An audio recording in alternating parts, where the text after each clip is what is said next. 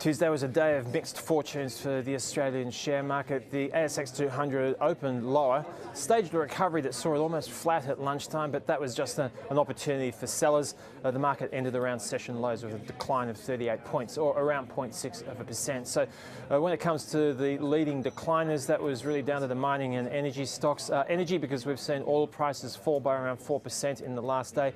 We've heard talk that the Russians might increase production. That's what the Russian energy minister has said in the last 24 hours. And then there's also important supply hubs coming back online, having seen disruptions in recent times, Libya being amongst those. So oil search shares were down by around 2% today. They reported production numbers. The impact of the earthquake was evident in these numbers, so that's why revenue was down by around 18% in the first half of the year. But as far as the full year picture is concerned, they're aiming for the top of their forecast. So elsewhere, we heard from Asaleo. This is an organisation that makes personal hygiene products, amongst other things. They're known for brands such as Sorbent, Libra and Tina. They said a combination of increased costs and increased competition would mean that they'd have to downgrade their full year earnings expectations. So in pre-tax terms, they're looking for numbers in the order of around $80 to $85 million for the full year. That compares to an earlier estimate in the order of around $113 to $119 million. This stock was punished on the back of these numbers. It was down by more than 40% at one stage. It finished with a loss of around 32%. Rio had some solid quarterly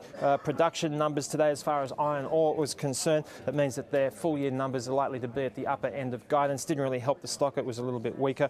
As far as the session ahead is concerned in the United States, we're looking forward to some industrial production numbers. Also, the US Fed Chair Jerome Powell will be speaking in his annual Humphrey Hawkins testimony, basically talking about the economy. That can be certainly an outcome that moves the needle. The Aussie dollar is firmer at 74.3 US cents.